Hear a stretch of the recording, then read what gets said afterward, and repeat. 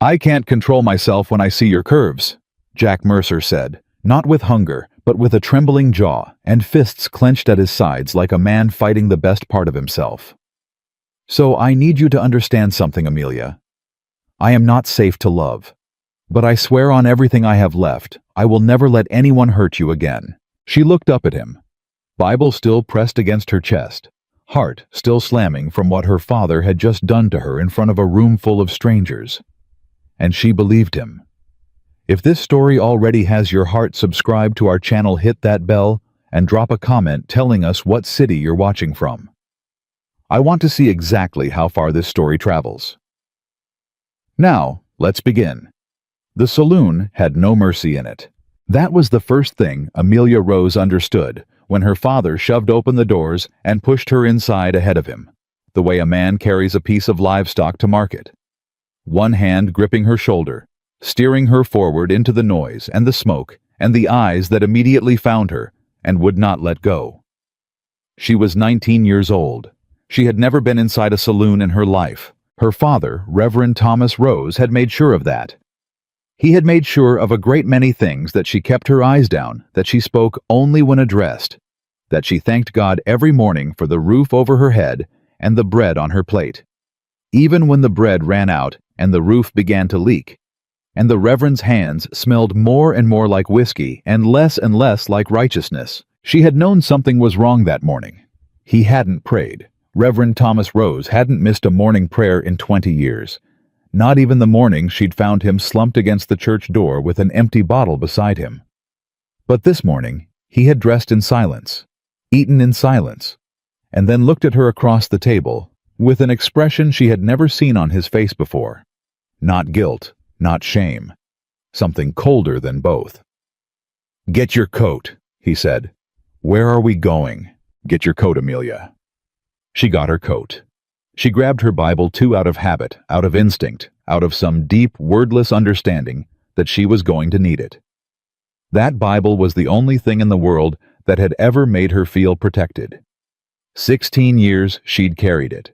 Her mother had pressed it into her hands the day she died, and Amelia had never once set it down voluntarily. She held it against her chest now like a shield as her father steered her through the saloon doors, and the entire room turned to look at her. 30 men, maybe more, card tables and cigar smoke, laughter that died the moment she crossed the threshold. She felt every single one of those eyes land on her, not the way a person looks at another person, but the way a man looks at something he's calculating the value of, and her knees went soft beneath her. "Thomas." A heavy man at the bar turned around, and the smile that spread across his face made her stomach turn. "You actually brought her." "Told you I would." Her father's grip on her shoulder tightened. "Told you I always deliver." "Daddy?" She said it quietly because her voice had gone somewhere far away. "What is this?" He didn't answer her. "Daddy, what is this place? What are we—" "Quiet." He said it the same way he said everything, flat and final, with the authority of a man who had spent his whole life behind a pulpit and never once questioned whether he deserved to be there. The heavy man at the bar, she would later learn his name, was Harlan Dodd.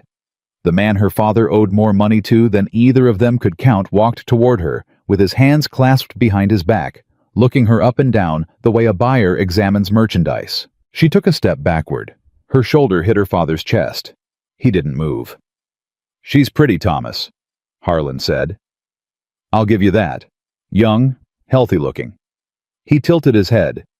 "She educated, reads and writes better than most, keeps house, cooks, good girl, obedient."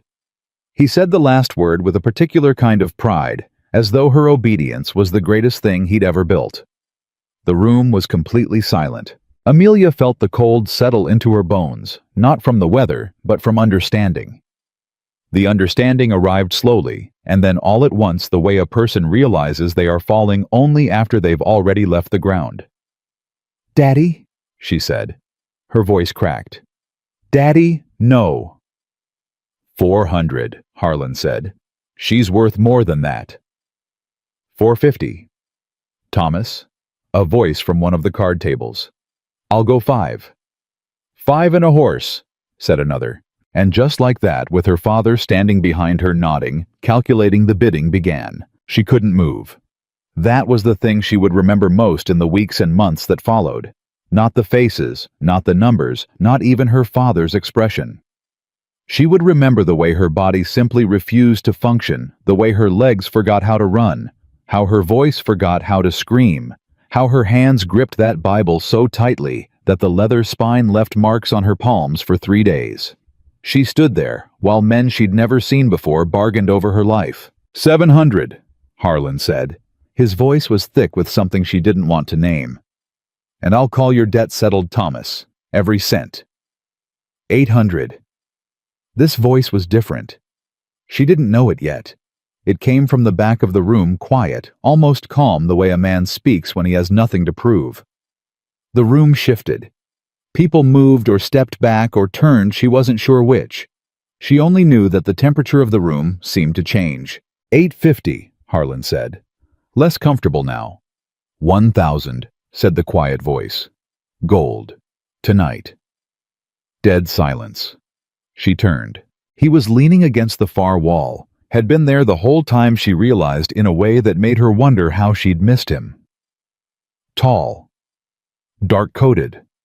A face that looked like it had been through things most men couldn't survive, and had come out the other side not bitter exactly, but finished with pretending the world was something it wasn't. He wasn't looking at Harlan. He wasn't looking at her father. He was looking at her, just her, and his eyes, dark and steady, and utterly unreadable, held something she had not expected to find in this room tonight, or any room she could imagine. He looked like he was angry on her behalf. 1,000 gold, he said again, and this time he pushed off the wall. And I'd like someone to explain to me why a man of God is selling his daughter in a saloon. The room didn't answer. The room was afraid of him. She understood that immediately. Whatever reputation preceded this man, it had arrived before he had. Her father cleared his throat. Now the terms of this arrangement were not asked for. The man walked forward. He stopped a few feet away from her. Up close, he was even more something she didn't have a word for. More than the room, more than the noise, more than the thing that had just happened to her. My name is Jack Mercer, he said. He said it to her, not to her father, not to the room, to her only. And I'm not buying you. I'm buying your way out of this room. Jack Mercer. Her father's voice went cautious. I know that name. Then you know I don't negotiate. Harlan Dodd stepped forward. Now hold on just a minute. We had a deal, Thomas. She was promised. She's not property. Jack's voice didn't rise. It didn't need to. The stillness in it was louder than anything Harlan could have shouted. A deal made over a human being isn't a deal. It's a crime. And I've got 1,000 in gold in my saddlebag, which I'll hand over to settle Thomas Rose's debt in full. But the girl comes with me. Not you. Me. And what makes you think she'd choose you? Harlan said. Jack looked at her. Really looked at her. Not measuring. Not calculating. Just asking. Miss Rose, he said. You can walk out that door with me, or you can stay. Either way, that choice is yours. The only one in this room that matters. Her father grabbed her arm. She doesn't make choices. She's my... You're what? Jack said. Quiet as a blade. Her father let go. Amelia. Rose looked at Jack Mercer for one long, trembling second. This man she had never seen before, with his dangerous reputation and his steady eyes and his voice that had somehow cut through every single thing in this room that had been trying to swallow her whole, and she said, I'll go with you. The ride out of Ridgeback was silent. He put her on his horse, walked beside it for the first half-mile, and didn't say a word until the lights of the town had gone small behind them. You all right? He finally asked. No, she said. He nodded. That's honest. Are you going to tell me what you want from me? Not what you're thinking. How do you know what I'm thinking? He glanced up at her. Because everyone in that room was thinking the same thing, and you're smart enough to worry about it. She held the Bible tighter. Then what do you want? He was quiet for a moment. The wilderness around them was enormous and dark and indifferent, and for the first time since she'd walked into that saloon, she took a full breath. "I've got a ranch," he said. "Pine Ridge, about 2 hours north. I've been running it alone for 4 years. I need—" He stopped. Started again. "It'd be easier with 2 people." "That's all?" "That's all." She studied the back of his head, the set of his shoulders. "Men don't spend $1,000 in gold for easier." He didn't argue with that. "You can leave whenever you want," he said. "Spring comes, you've got what you need, you know where you're going, I won't stop you. You're not a prisoner." "I was about an hour ago. I know." And something in his voice when he said it, something flat and bitten off at the edge, told her that what had happened in that saloon had not sat easily with him. That he had done the calculation, stepped forward, and was now carrying the weight of it. "I know you were. I'm sorry I didn't get there sooner." She had not expected an apology. She didn't know what to do with it. "My name is Amelia," she said. "Not Miss Rose. My father stopped deserving that title tonight." He nodded. "Amelia. And you're Jack Mercer." "I am." "People were afraid of you in there." "People usually are. Should I be?" He was quiet again. Long enough that she thought he wasn't going to answer. Then, "Probably not. But I won't lie to you and tell you I'm a gentle man. I've done hard things. I've lived a hard life. But I've never once hurt a woman, and I'm not starting now." She looked at the dark mountains ahead, at the ribbon of stars above them unrolling across the sky like something poured, at the sheer, incomprehensible width of the world she was riding into. "All right," she said. "All right. All right. I believe you." He didn't say anything to that. But she saw his shoulders drop just slightly, just barely, and she understood that he had been waiting for it. Pine Ridge Ranch appeared out of the darkness like something that had decided to exist purely by stubbornness. Low and solid with a barn attached and a porch that ran the length of the front, surrounded by mountains that pressed in close but not unkindly like walls built for shelter, not for keeping things trapped. She had expected worse. She had expected something that matched the way her night had started, sharp-edged cold designed to contain her. This was not that. "It's not much," he said, helping her down from the horse. "But it's solid. Roof doesn't leak. Water's good. You'll be warm." She stood in the yard and looked at it. "Which room is mine?" she asked.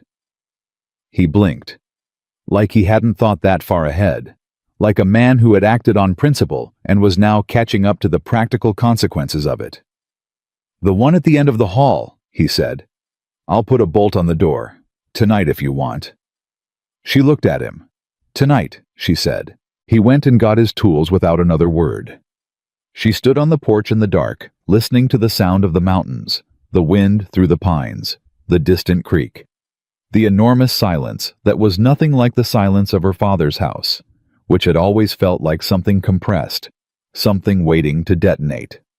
This silence felt like space, like room to breathe. She clutched her Bible against her chest and let herself breathe for the first time in what felt like years. Martelson. He kept his distance. That was the first thing she learned about Jack Mercer. He was up before dawn working, before she'd pulled on her boots, and he took his meals fast and quiet, and left the table before she'd finished hers. Not rudely, not the way her father had always excused himself mid-sentence, already on his way to the next thing. Deliberately, thoughtfully. Like a man who had decided that the kindest thing he could do was take up less space. She found it strange. She found it stranger still that it made her want to ask him to stay. She didn't. She wasn't sure she was allowed to want things yet. That felt like something she'd have to learn again how to want. How to reach toward a thing and believe it wouldn't be snatched away. On the second day, she woke early and made breakfast. She didn't ask if he wanted it. She simply made it and left it on the stove and went outside to see what needed doing. He found her in the yard, attempting to split wood with an axe that was slightly too heavy for her, and he watched for approximately 15 seconds before he said, "Your grip is wrong." "Then show me the right grip." He looked at her for a moment, surprised she thought. like he'd expected her to hand the axe back, like he wasn't used to people asking him to stay in the middle of something. He showed her the right grip. "You don't have to learn everything at once," he said. "I know." She swung. The log split cleaner than her previous 6 attempts. "But I'm behind."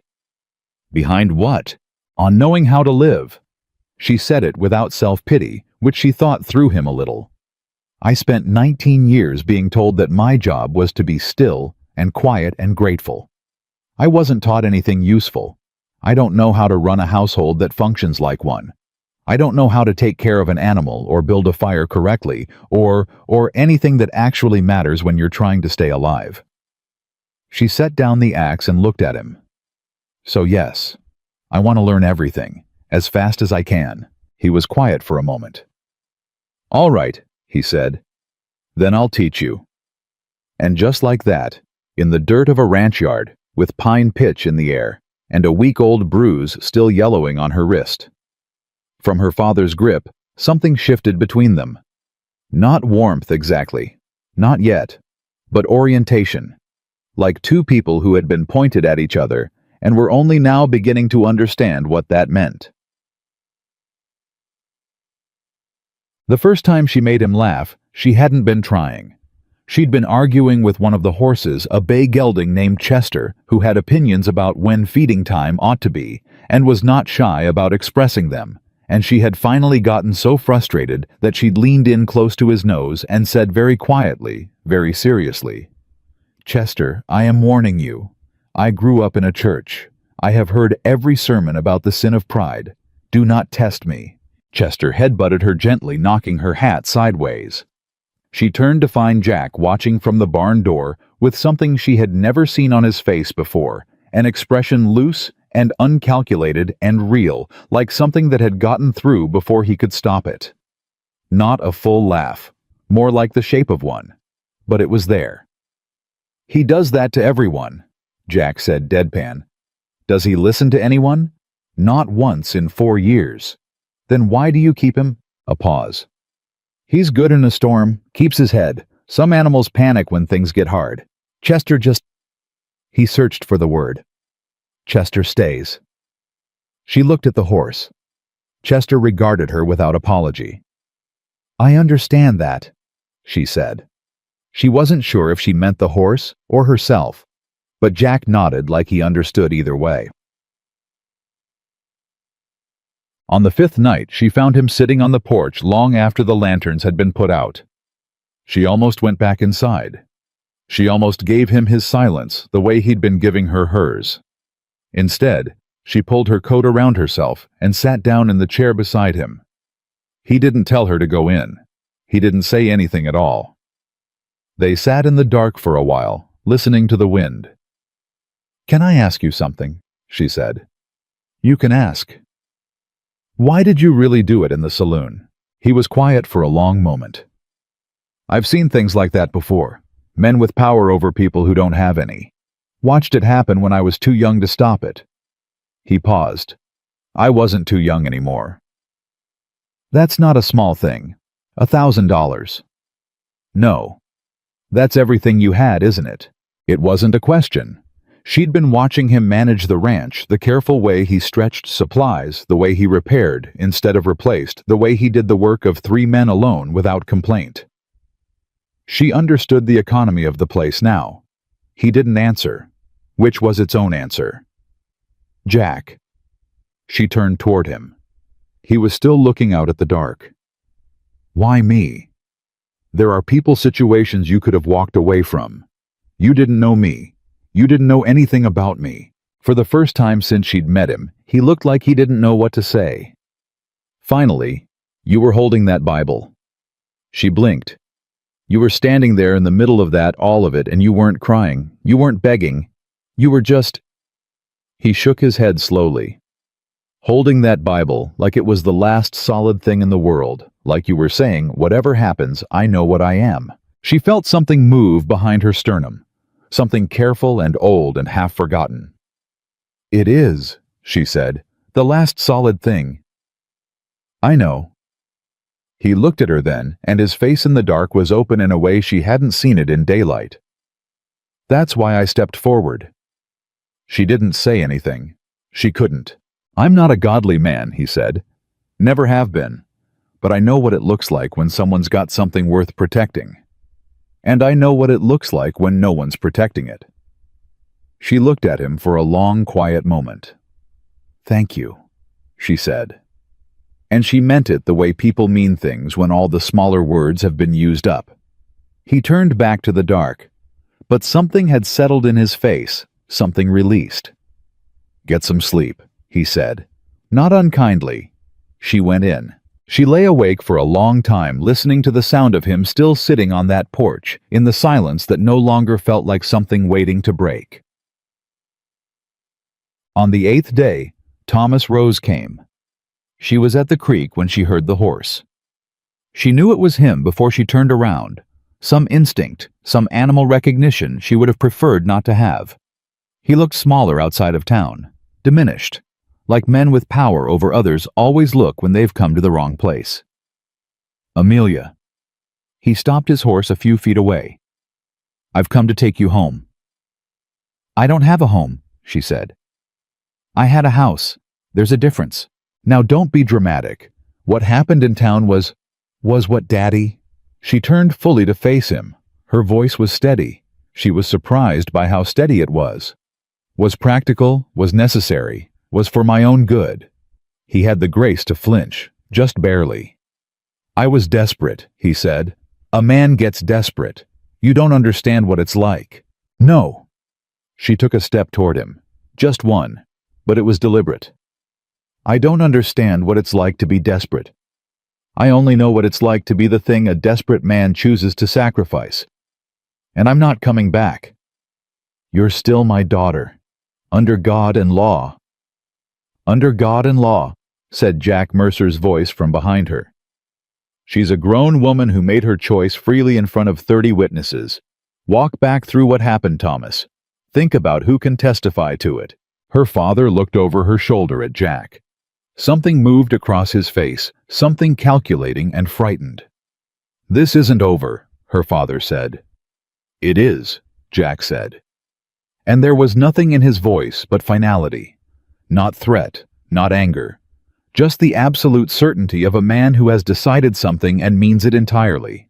Thomas Rose looked at his daughter for a long moment, and she looked back at him not with hatred which surprised her, but with something that felt like grief for a man who was still alive and had simply chosen to become absent a long, long time ago.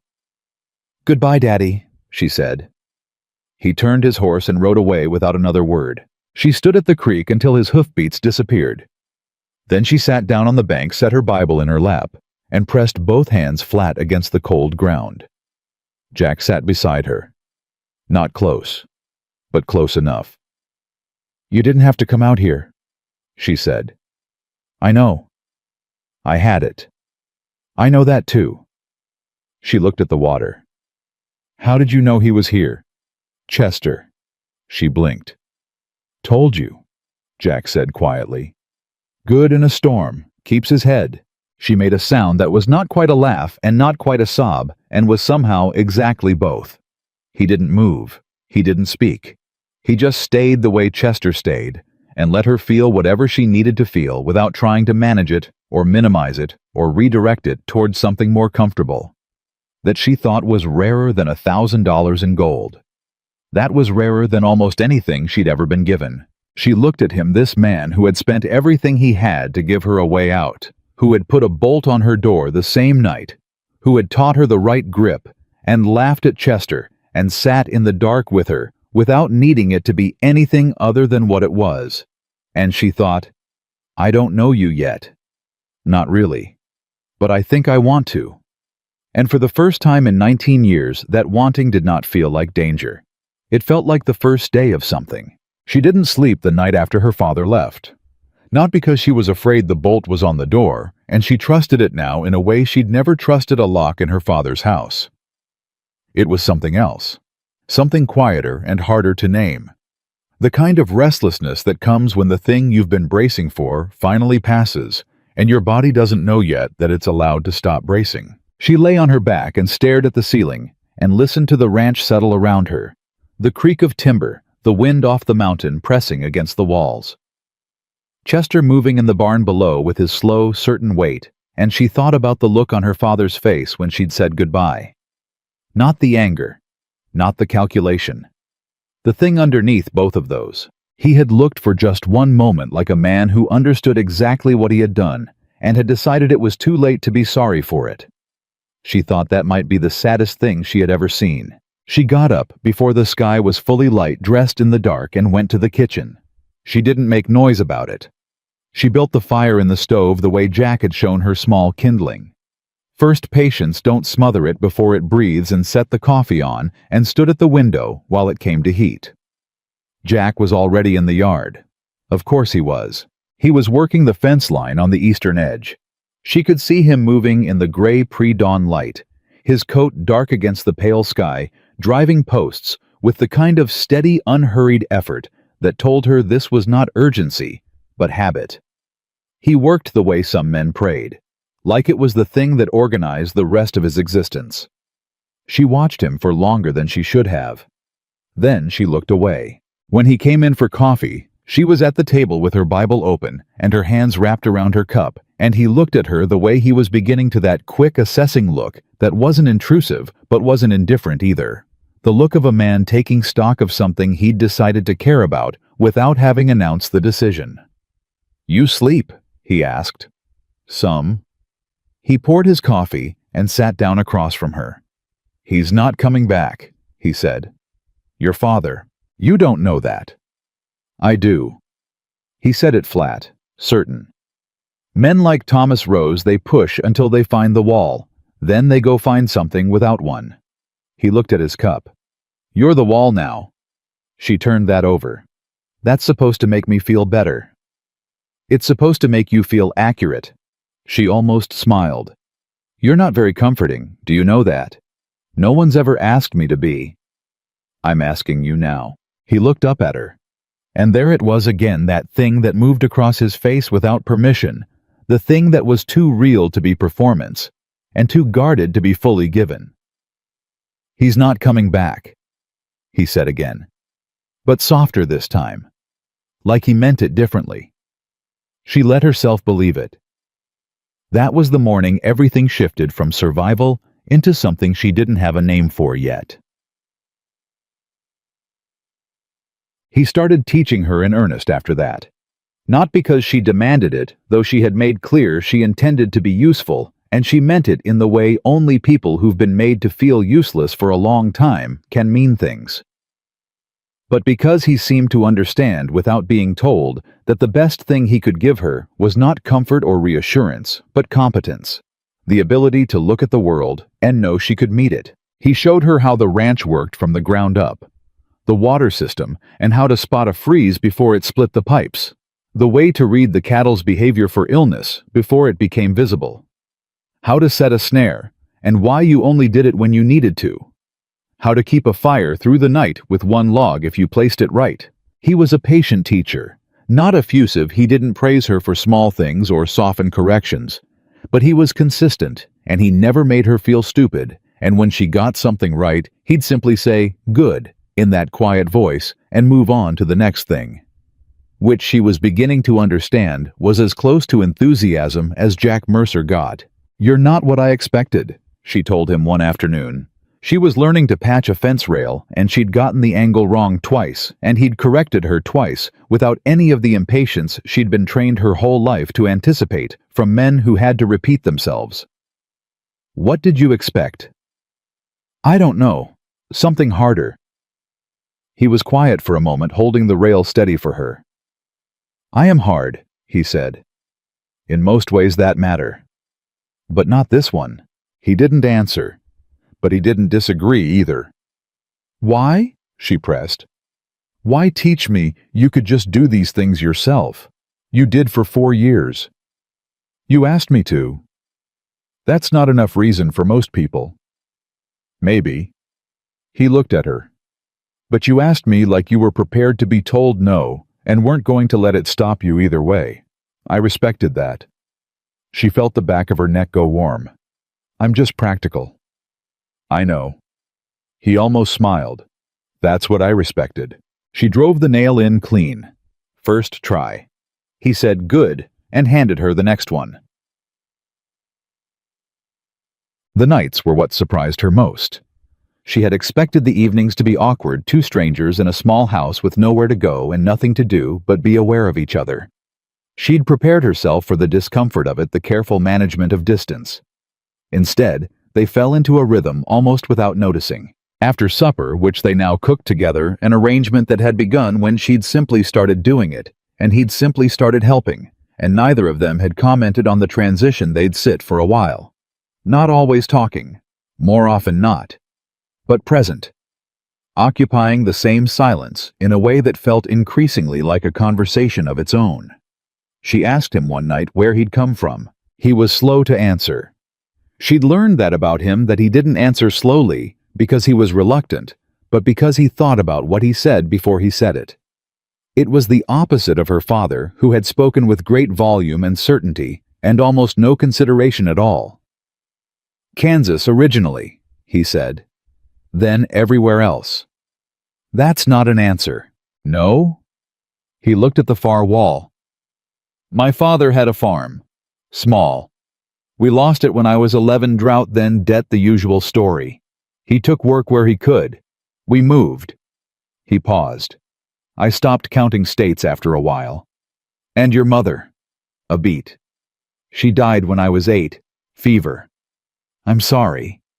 It was a long time ago. It doesn't work like that, she said quietly. Long time doesn't mean it stops mattering. He looked at her then, like she'd said something that found a specific place inside him.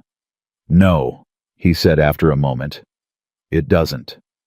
She held her coffee cup and waited because she understood instinctively that there was more and that pushing would close it. My father was a good man, Jack said finally. Hard but good. Worked himself to nothing and then kept working. Died when I was 17. After that He stopped. I made choices. Some of them I'd make again. Some I wouldn't. The reputation, she said. Yes. Are you going to tell me what it is? Not tonight. She nodded. She didn't push. Not because she wasn't curious, she was intensely, but because she recognized that a man who had opened this much in one evening had already gone further than he was comfortable with, and she wasn't in the business of taking more than was offered freely. Jack, she said. Whatever it is, whatever you did, you didn't have to spend your last dollar pulling me out of that room. She looked at him. I think that matters. He didn't look at her, but his jaw tightened and then released, and she understood she had said something that had landed somewhere real. Get some sleep, he said, gruff now, back behind the wall. She went to bed smiling.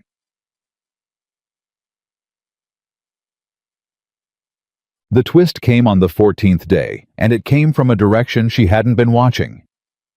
A man rode in from the south. Not Thomas Rose, but something potentially worse. He was polished in the way men are polished when they want you to trust them before you've had reason to. Clean suit, easy smile, a horse that cost more than most people's houses. His name was Garrett Cole, and he introduced himself as a land assessor from the county seat. Just doing routine boundary work, he said, standing in the yard with his hat in his hands, all pleasant professionalism. The county's updating records on properties in this district. Mr. Mercer, I'll need to verify your deed and survey your eastern line. Jack looked at him. Long. The way Jack looked at things, he didn't trust, but hadn't yet proven wrong. I've got my deed, Jack said. Been filed at the county office for 6 years. Of course. This is just an update. Shouldn't take long. Garrett's eyes moved briefly to Amelia, and his smile widened, just slightly. Mrs. Mercer, I presume. She wasn't. They both knew she wasn't. But something about the way the question landed, the way Garrett Cole looked at her when he asked it, assessing and dismissing in the same glance, made her answer without thinking. Yes, she said. Jack didn't react, not visibly. Garrett Cole smiled his polished smile. Lovely property. The eastern acreage in particular, that ridgeline, is valuable land. I'd hate to see any confusion about ownership." "There isn't any," Jack said. "Come back with a formal county order and I'll discuss it then, not before." Garrett Cole left. But he left the way men leave when they intend to come back with something larger. When he was gone, Jack stood in the yard for a moment without speaking. Then he turned to Amelia. "You said yes," he said. "I know." "To being my wife." "I know." She held his gaze. He was looking at me like I was the weakest point in this situation. I didn't want to be. Something moved through Jack's expression, complicated and quick, and gone before she could fully read it. "You're not," he said, "for the record." "I know that too." She looked toward the road where Cole had disappeared. What does he actually want? The eastern ridge. Jack's voice had gone flat in a different way now, not controlled, but contained, like something with edges being held carefully. "There's water on it. Good water. Spring-fed, runs year-round. I've known men in this county have been trying to get their hands on that land since before I put the deed in my name. Can they? Not legally." A pause. "But legal is expensive to defend." She understood what that meant. She understood it in her bones, because she'd grown up watching a man who should have protected her use the language of righteousness to justify whatever he needed to justify. "What do we do?" she said. And she meant we, deliberately, without hesitation. He looked at her for a moment, like he was still surprised every time when she used that word. "We go to town tomorrow," he said. "I need to talk to the county clerk. And you," he stopped.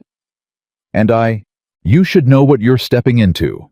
If Cole is who I think he is, this isn't going to be simple or fast." "Jack."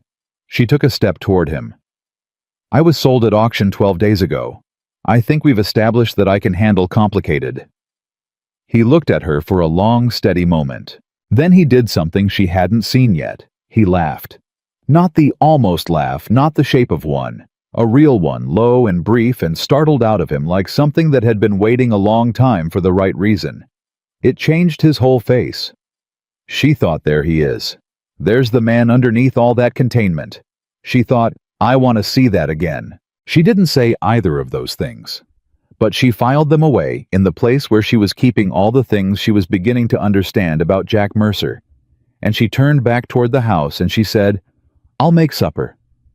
As if the world had not just shifted slightly on its axis. Town was called Millhaven, and Millhaven had opinions.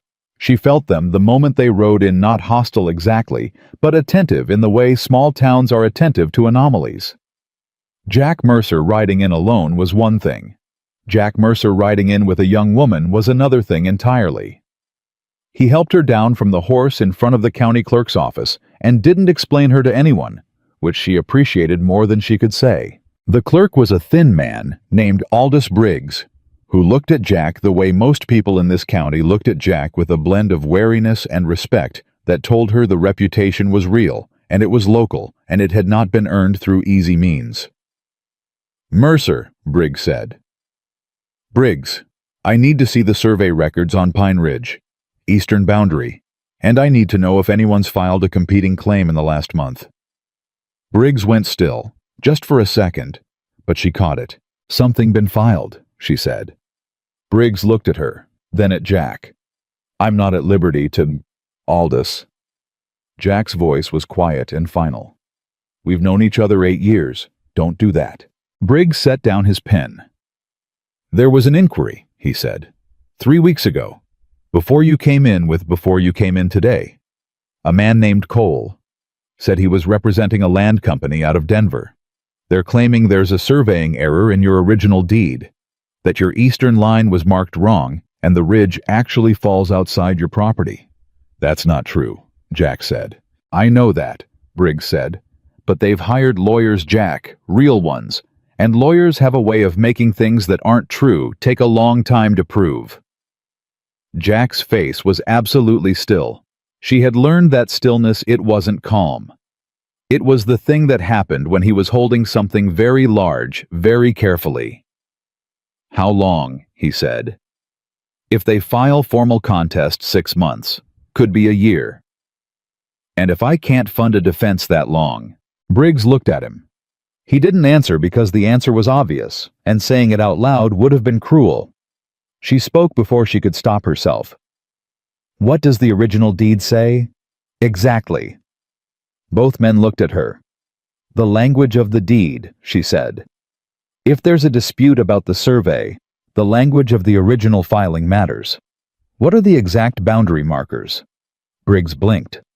It references natural markers, the creek fork, the standing pine, the ridge edge, and those haven't moved. Well, no. They're... Then the deed is self-verifying, she said.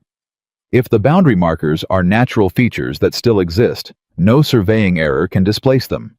The land is whatever the land is. The markers define the line, not the survey notation. She paused. My father may not have been a good man, but he taught me scripture, and scripture is full of boundary disputes. The principle is the same. Silence. Briggs looked at Jack. Jack looked at Amelia with an expression that was the most unguarded thing she'd seen on his face yet. She's right, Briggs said slowly. I mean, it's not that simple. They'll argue. Let them argue, Jack said. And something had shifted in his voice. The containment was still there, but underneath it now was something that sounded like, I am not alone in this. Pull the original deed. Get me a copy. And Aldous, who else knows about Cole's inquiry? He's been talking to a few people in town, asking questions. About me. About you. About your... Briggs glanced at Amelia. About your situation. Who you have with you. Whether you've got the resources to fight. She understood what that meant. They were looking for weakness. Isolation. A man alone was easier to beat than a man with someone beside him, because a man alone had nothing to lose in the same way. She straightened her spine and stood a little closer to Jack's shoulder. Not clinging, standing. The way you stand when you want a room to know you're part of something. Briggs noticed. His expression softened slightly. I'll get you that copy, he said. Outside on the street, Jack stopped walking. She almost walked into him. What you said in there, he started. It's what made sense. It wasn't just what made sense. He turned to look at her. Amelia, that argument might actually work. The natural markers, I never thought to use that. My lawyer in Ridgeback never mentioned it. Your lawyer in Ridgeback, she said carefully, might have been getting paid by someone to not mention it. His eyes sharpened. That's a serious thing to say. I know, but Cole got to town 3 weeks ago, and your lawyer hasn't called this to your attention. He stared at her for a long moment, and she watched him process it, the way he worked through implications pulled on threads, followed where they led. I need a new lawyer, he said. You need someone who can't be bought, she said. Is there anyone like that in this county? One person. He said it like it cost him something. But she's going to enjoy this more than is comfortable. She blinked. She, Margaret Holt, retired judge, runs the general store now because she got tired of watching men argue about things they didn't understand. He paused. She also thinks I'm an idiot for living alone on a mountain. She might be reconsidering that. Something shifted across his face again, that complicated, unannounced thing. Yeah, he said quietly. She might be. Margaret Holt was 64 years old, 4 feet 11 inches tall, and had the kind of presence that filled a room the way water fills a vessel, completely without effort, conforming to every corner. She looked at Amelia first, then at Jack, then at Amelia again. Well, she said, this is unexpected. Margaret, Jack said, don't Margaret me. You walked in here with a young woman and a problem, which means you finally did something interesting with your life. She gestured at 2 chairs. Sit, both of you. Tell me everything. They told her everything. Margaret Holt listened the way great lawyers listen, without interrupting, without reacting visibly, filing things in the precise order they would be needed later. When they finished, she was quiet for a moment. Then she looked at Amelia. The natural markers argument. That was yours. Yes, ma'am. Good, it's correct. She turned to Jack. Garrett Cole is not a land assessor. He works for a company called Western Ridge Holdings. They've done this in 4 counties that I know of. Find isolated property owners, manufacture a boundary dispute, exhaust them legally and financially, then buy them out for pennies. Usually it works. She paused. Because usually the property owner is alone. She looked at them both. The word alone sat in the air between them with particular weight. You said usually, Amelia said. I did. Margaret almost smiled. I've been waiting for someone to bring me one of these. Because the natural markers argument doesn't just defend your deed, Mr. Mercer. It creates grounds for countersuit. If Cole has filed a false claim, knowing the markers exist, and he does know because his job is to know, then he's committed fraud. Documented fraud with a paper trail. Jack was very still. You're saying we could go after them. I'm saying they picked the wrong property. She looked at Amelia. And the wrong woman to underestimate. On the ride home, the sun was going down behind the mountains, and the air had turned cold, and she was tired in the specific way of a day that had taken more than expected, and given back more than expected in equal measure. Jack rode beside her instead of ahead. She noticed. You all right? He asked. I've been asked that a lot lately. I'll stop asking if you'd rather I didn't. No. She looked at him. Don't stop.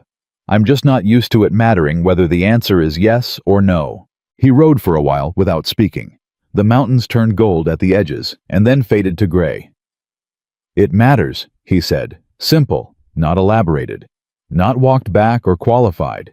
She felt it move through her, not like falling, but like settling. Like something that had been suspended, finally finding ground. Jack, she said.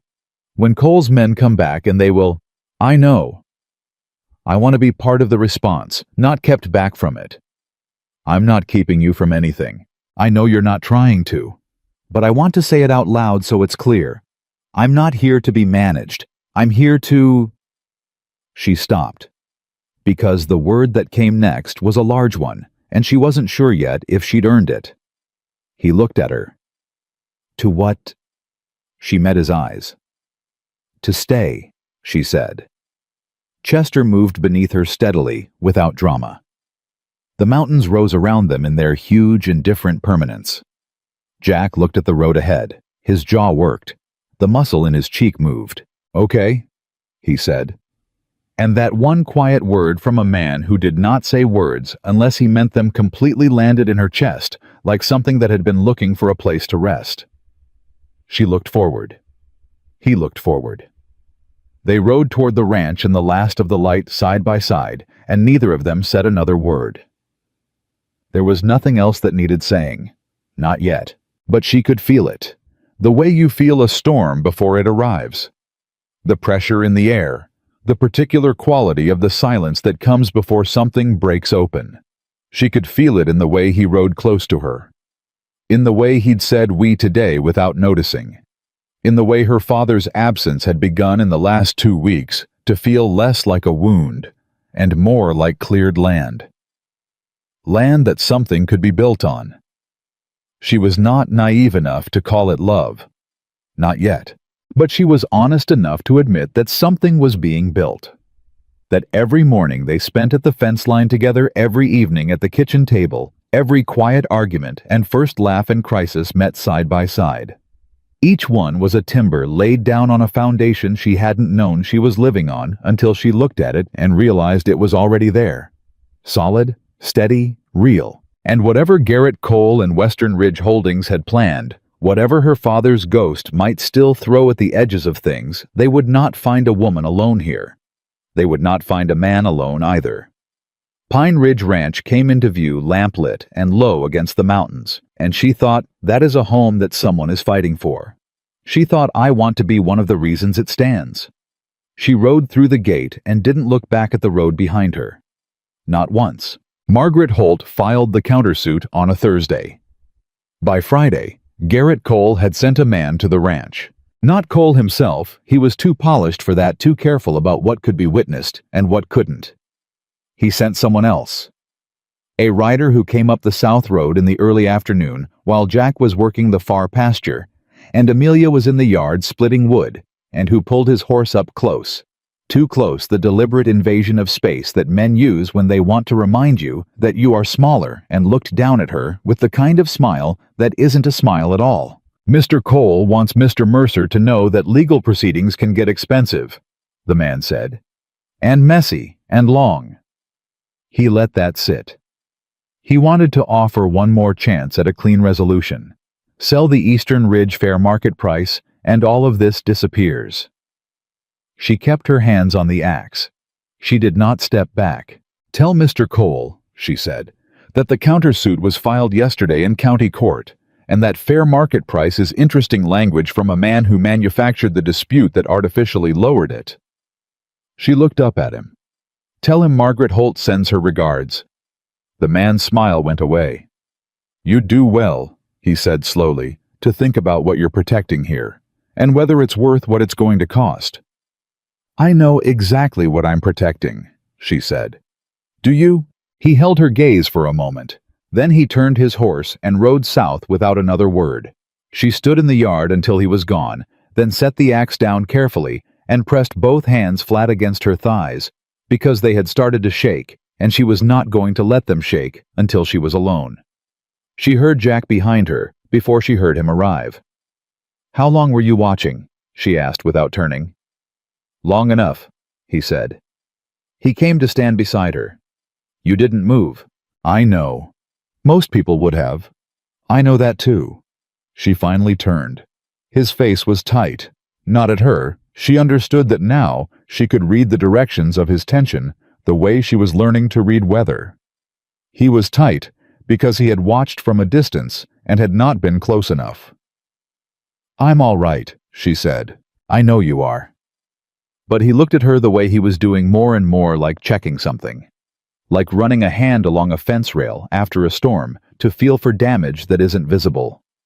What did you tell him? She repeated it, word for word. Jack was quiet for a moment. Then he said, the part about Margaret Holt. Yes. She's going to love that you said that. I know. She picked up the axe again. I'm going to tell her. He reached out and took it from her. Not forcibly, just covering her hands with his for a moment, then lifting it away. His hands were warm despite the cold, rough-palmed certain. He split the remaining logs in 4 clean strokes and set the axe against the fence post. Come inside, he said. I'll make coffee.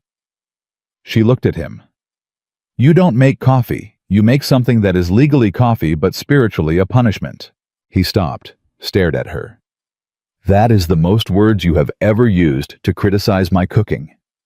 I've been building up to it. That almost laugh again. Closer to real this time. She was getting better at pulling it out of him. They went inside. Margaret Holt had indeed loved it. She had also, in the 10 days since filing the countersuit, uncovered something that changed the shape of everything. She laid it out for them at the general store on a gray Tuesday morning with the particular satisfaction of a woman who had been waiting years for exactly this kind of problem. Western Ridge Holdings, she said, spreading papers across the counter, is not a land company. It's a front. The actual ownership traces back through 3 intermediary firms to a single investor. She paused. A man named Harding Cross, out of Denver. Jack went very still. Amelia looked at him. You know that name. He didn't answer immediately. Margaret watched him with eyes that missed nothing. Jack, Amelia said, quietly. Not pushing, just present. I knew a Harding Cross, he said, 7 years ago, before I came to Pine Ridge. He looked at the papers on the counter like they had reached up and grabbed him. We had a disagreement. About, Margaret asked. About cattle. His voice had gone flat in the old way, the dangerous contained way, not the comfortable contained way Amelia had learned to live with. He was running a scheme, rebranding stolen stock, selling them across the state line. I found out. I gave him a choice stop or I'd take it to the marshal. He didn't stop, Margaret said. He stopped, but he lost a lot of money in the untangling of it, and 3 men he'd paid off went to jail. Jack looked up. He told me he'd settle it. I didn't think he meant like this. The room was very quiet. He waited 7 years, Amelia said. He's patient. Something moved through Jack's jaw. I underestimated that. That's not a land dispute, Margaret said. That's revenge wearing a legal suit. She gathered the papers, which is actually better for us because revenge leaves fingerprints. A man acting out of personal motive makes mistakes that a purely strategic actor doesn't. She looked at Jack. How much does he hate you? Enough to wait 7 years. Then he'll have made mistakes. She tucked the papers away. I need 2 weeks. Can you hold the ranch for 2 weeks? We can hold it, Amelia said before Jack could answer. Margaret looked at her. That expression again, not quite a smile, but the cousin of one. I know you can, child. Then to Jack, she's better than you deserve. I know that, Jack said. Amelia felt the warmth hit her face and looked somewhere else before either of them could notice. The first week passed in the specific tension of waiting. Cole's men watched the road. They weren't subtle about it, which Margaret said was itself a sign of a man getting impatient, and Jack doubled his time on the fence lines, which Amelia understood now was his way of managing anxiety. Movement over stillness. Work over worry. She managed her own differently. She wrote, not letters she had no one to send them to, but she had found a blank journal in the back of a kitchen drawer, and in the evenings, after Jack had gone quiet and the ranch had settled, she wrote down the things she was thinking, the things she was feeling, the things she was trying to understand. She wrote about fear, how it changed shape. How the fear she'd felt in that saloon had been total and simple, a body fear, nothing complicated about it. And how the fear she was living with now was more sophisticated and in some ways harder because it had a future in it. Because there was now something she wanted badly enough to be afraid of losing. She didn't write his name, but she knew who she meant. She closed the journal the night she realized she'd been writing about him for 4 pages without intending to, and she sat in the quiet kitchen for a long time, and she was honest with herself in the way her mother had always said was the only kind of honesty worth having. She was falling in love with Jack Mercer. She didn't know what to do with that. So she did what she always did with things she didn't know what to do with. She set it somewhere careful and kept working. The storm came on a Wednesday. No warning, or rather the warning was, there had been there since morning in the way Chester moved and the way the eastern sky went. The particular shade of pewter that in mountain country means serious. But Jack had ridden out to check the upper pasture fence before the signs finished gathering, and by the time Amelia had understood what she was looking at, he had been gone for 2 hours. She waited 1 more hour. The temperature dropped hard and fast.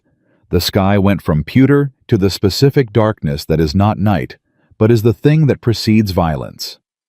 Chester was in the barn restless. She had learned to read Chester. She went after him. She had never ridden in a storm alone. She had barely ridden alone at all. Her experience was still measured in weeks, not years, and every confident thing she did on horseback she'd learned from Jack, and now she was going to use all of it at once in conditions that would test someone who'd done it a lifetime. Chester didn't hesitate. That was the thing she held on to as she rode. Chester knew the way, and Chester didn't panic. He moved with the certainty of an animal that has been through worse, and she gave him his head and focused on staying on and kept moving. She found Jack a mile from the cabin. His horse had thrown him spooked by lightning. She'd later understand the kind of sudden crack that even a steady horse can't always absorb. Jack was on his feet, but barely one hand braced on a rock, and when she rode into view, he straightened, and she could see immediately what that cost him. "I'm fine," he said before she had dismounted. "You're not." She was off Chester in a single motion, which she'd never done that fast before, and crossing the ground between them, and she took his arm without asking, and felt the way he flinched, and then let her. "Where, shoulder, left, I hit the rock on the way down." Can you ride? If you help me up? Then let's go, right now. Can you walk? Yes. He started moving. She kept her hand on his arm. He didn't shake it off. The ride back was the longest mile of her life.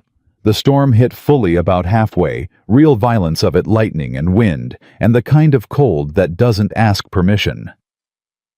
She rode close beside him, watching for the moment he might lose his seat, and talked to him the whole way, not about anything important, just words to keep him anchored. Chester's going to want extra grain after this, she said. I'm going to give it to him, and I don't want to hear any complaints about spoiling the animal. He doesn't need extra grain.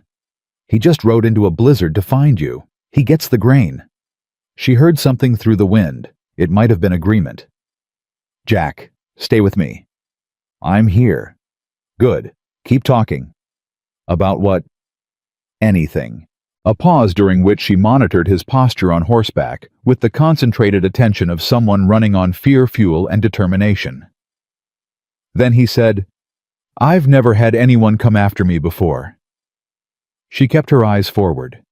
What? In a situation like this. When something went wrong. His voice was strained but present.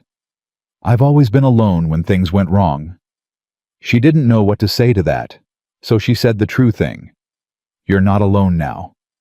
He didn't answer, but he straightened in the saddle. She got him inside. That alone was a thing she would be quietly proud of for the rest of her life. 200 pounds of stubborn, half-dazed cowboy through a door in a blizzard, guided by a girl who 3 weeks ago had never saddled a horse herself. She got his coat off. His shoulder was wrong, not broken, she thought, but badly enough damaged that he could not lift the arm without pain that showed clearly on a face built to show nothing. She'd seen her mother treat injuries in the church community, had watched the process, if not performed it herself. She worked from memory and instinct. He sat on the kitchen chair and let her. That more than anything told her how much it had cost him to get this far. Jack Mercer did not let people tend to him. She understood this without being told. Letting someone help when you'd spent your whole life being the one who helped was its own kind of vulnerability, and he was doing it, and she was not going to waste it by making a noise about it.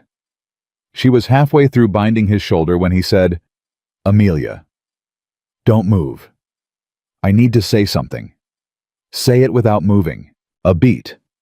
She felt him gather something. The way you feel it when a person has been carrying a thing for a long time and has finally decided to put it down. I can't control myself, he said, when I look at you. Her hands went still. Not the way you might think, he said quickly, carefully. It's not that. It's not anything that would harm you. He was choosing words the way a man walks a frozen river, testing before each step. It's that I look at you, and I lose the thing I rely on. The distance. The wall I keep. His voice was rough. Not from pain. From something harder than pain. You walk into a room, and I forget to maintain it. I forget to stay back. And I don't know what to do with that because I have never in my life not known how to stay back. She wasn't breathing. I'm telling you, he said, because you deserve to know what's happening. You deserve to not be surprised by it. And because, he stopped. Because what? She said, barely sound. Because I think you feel it too. And I think you've been being careful about it the same way I've been being careful about it. And I'm tired of both of us pretending there's nothing to be careful about. The storm pushed against the walls of the cabin. The fire crackled in the stove.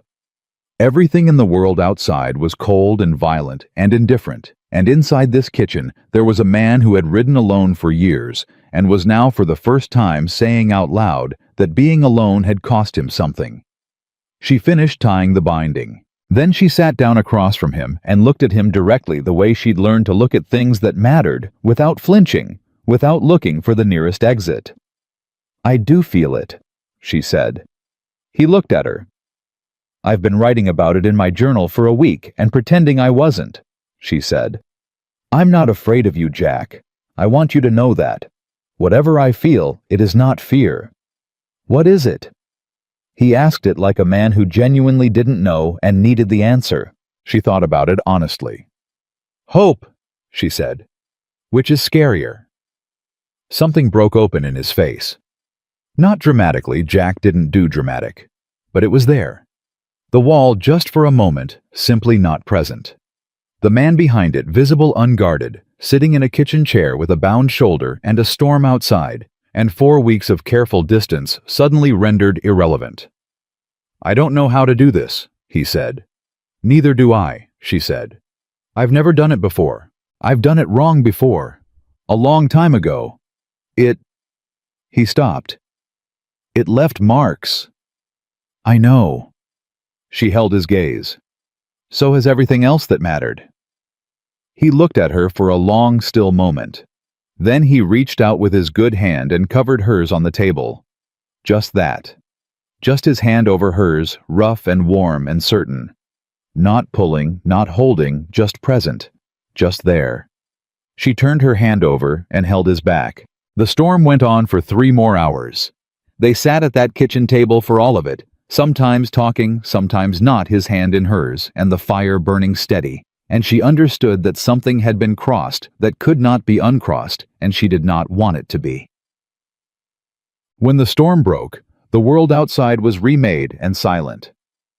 Jack slept in the chair. She wouldn't let him move to his room until she was sure the shoulder was stable, and she sat across from him with her journal open in her lap and wrote one sentence. "I am afraid of how much I want this to be real." Then she crossed it out and wrote underneath, "No. I am not afraid. I am awake."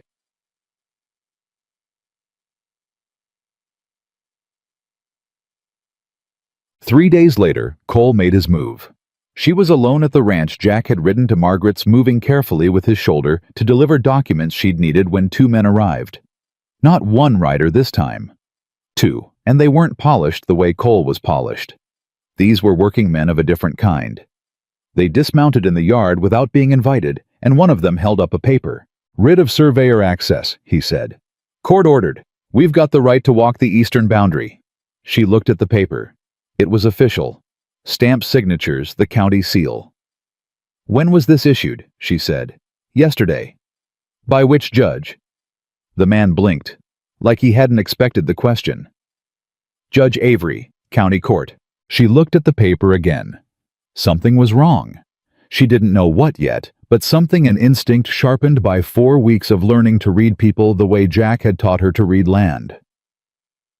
"I'll need to verify this with my attorney before I allow access," she said.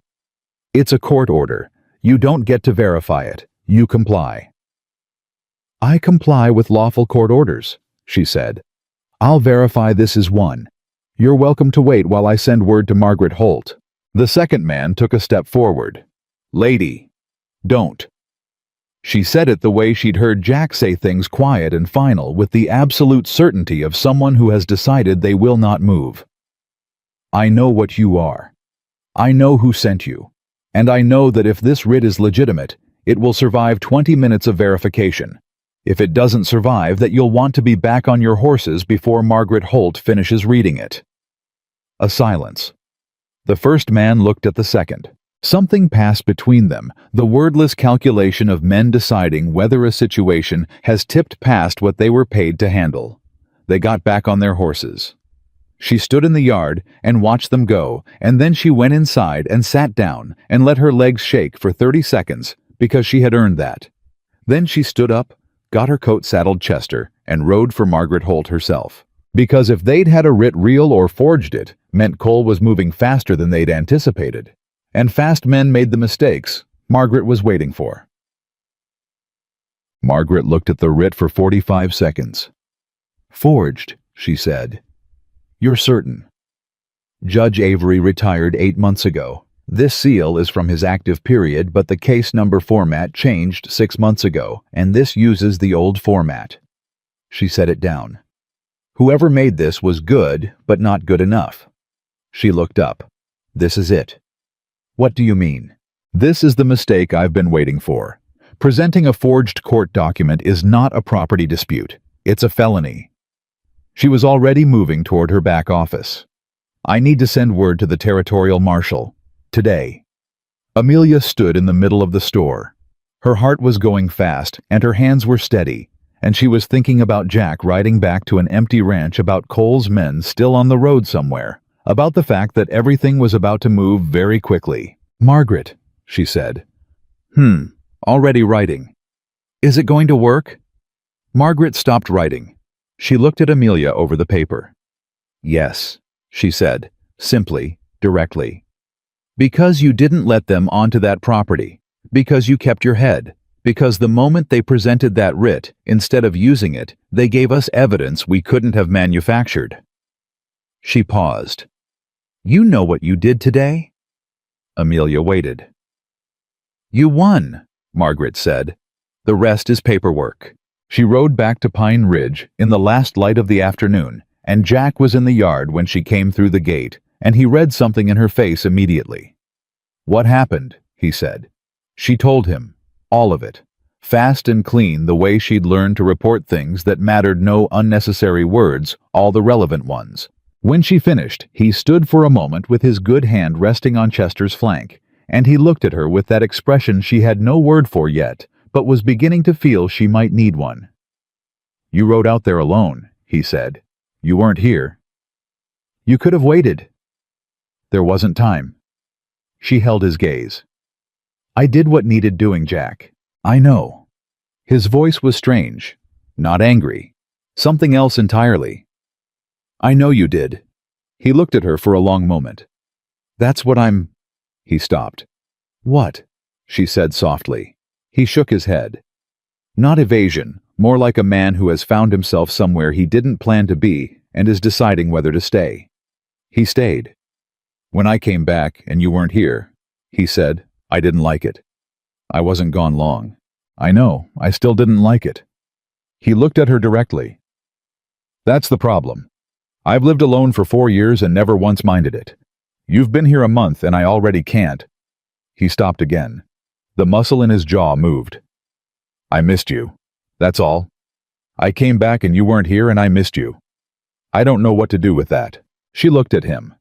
This man who had faced a room full of dangerous people on her behalf, who had ridden into a storm alone for years and never expected anyone to come after him, who was standing in the dirt of his own yard and admitting with visible difficulty that he had missed her presence for 40 minutes.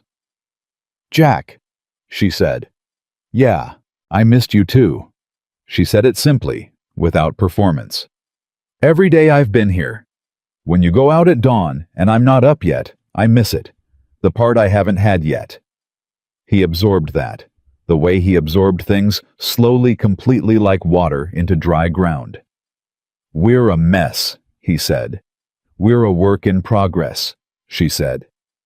And he looked at her, tired and injured and relieved, and something she was no longer pretending not to recognize, and he said, "Yeah, that's better." Chester nudged him from behind, impatient with both of them. She laughed. He shook his head. And they went inside together, into the warmth, into the life they were building. One honest conversation at a time, and outside the mountains held the last of the light, as the sky turned the colors of something beginning. The marshal arrived on a Friday. His name was Calhoun, a lean, unhurried man who had the eyes of someone who had seen every variety of human dishonesty and had stopped being surprised by any of it. He read Margaret's documents at the kitchen table of Pine Ridge Ranch, drank 2 cups of Jack's terrible coffee without comment, and asked his questions in the careful, methodical way of a man building something that would not fall apart later. Amelia answered everything. She had organized the sequence of events in her mind before he arrived. Dates, names, exact words, spoken the specific details that distinguished fact from impression. And she delivered it cleanly, and Calhoun wrote it all down and nodded with the particular approval of someone who is used to witnesses who can't hold a story straight. "The writ," he said. "You still have it." "Margaret has it," Jack said. "She kept the original." "Smart woman. The smartest person in this county," Amelia said. Calhoun almost smiled. "Don't tell her that. She already knows." He closed his notebook. I'm going to need a few days to verify the chain of ownership on Western Ridge Holdings and confirm the forgery through the court's own records. Then I'll go to Denver." He looked at Jack. "Harding Cross. You know him. By reputation. Been waiting for something clean enough to move on." He tapped the notebook. "This might be it." He stood, put his hat on. "Stay on the property. Don't engage Cole's men if they come back. Send word to Margaret, she sends word to me." He looked at Amelia. "You did the right thing not letting them on the land." "I know," she said. He nodded once, the nod of a man giving credit where it had been earned rather than where it was expected, and left. Jack closed the door behind him and stood for a moment with his hand on the latch, and she watched the line of his shoulders settle in the specific way that meant something held tightly was being carefully released. "It's moving," she said. "It's moving." He turned. "Now we wait." "I'm better at that than I used to be. 3 weeks ago you were terrible at it. 4 weeks ago I was being auctioned in a saloon. I've grown considerably." He looked at her, that unannounced expression, the one she'd stopped pretending not to recognize, and he said, "Yeah, you have." She felt the warmth of it move through her and turned toward the stove before it reached her face. "Supper," she said. "I'll help," he said. And that was how it went. The waiting turned out to be the thing that built them. Not the crises, though. The crises had done their work, had stripped away the careful performance of two strangers being polite to each other and left something rawer and more honest in its place. But it was the ordinary time, the unremarkable accumulation of days that made the real structure. She had not expected that. She'd spent her whole life in a house where ordinary time was simply the silence between her father's eruptions, time to be endured, to move through carefully, to not attract attention during. It had never occurred to her that ordinary time could be the point, that days with no drama in them could be the best ones. The mornings were hers. She woke first, now always had claimed that part of the day without negotiating for it, simply by being the one who was consistently awake in it. And she made coffee that was actually drinkable, and sat with her journal before the house stirred, and those 30 minutes of quiet were the most purely her own she had ever owned in her life. Then Jack came in. He moved through the kitchen, the way he moved through everything, without wasted motion, without performance, entirely himself. And he poured his coffee and sat across from her, and sometimes they talked, and sometimes they didn't, and both were good. "You're writing again," he said one morning. She looked up. "Is that a problem?" "No." He watched her with that steady attention. "What do you write about?" She considered. She was honest with him now, as a habit, in the way you are honest with people, once you've established that honesty doesn't cost you their presence. "Everything," she said. "What I'm thinking, what I'm afraid of, what I want." A pause. "You." He was quiet for a moment, his cup between both hands. "Good things," he said, like a man trying to sound casual about something he wasn't casual about at all. "Mostly," she said. "You have some habits that are going to require their own chapter." "Such as?" "The coffee." She held up her cup. "This is a legitimate grievance. There is nothing wrong with my coffee. Jack, Chester won't drink it, and Chester eats fence posts." He stared at her. She stared back. And then he laughed, the real one, the full one, the one that changed everything about his face, and she thought, there it is. There's the man I'm in love with right there, laughing in a kitchen at dawn because I insulted his coffee. She looked back at her journal so he wouldn't see what was on her face. She was already writing a new chapter in her head. His shoulder healed in 3 weeks. She monitored it the way she monitored everything now, carefully, without making a production of it, in the particular way she'd discovered worked best with Jack, which was to simply be attentive without announcing the attentiveness. She changed the binding every morning. He sat still for it, which had stopped surprising her. In this, as in a few other specific things, he let her do what needed doing without the resistance she'd have expected from a man built so thoroughly around self-sufficiency. She understood now what that cost him, the deliberate choosing of it, the decision each time to remain present instead of retreating, and she did not take it lightly. "Does that hurt?" she asked one morning, her hands at his shoulder working the knot of the binding.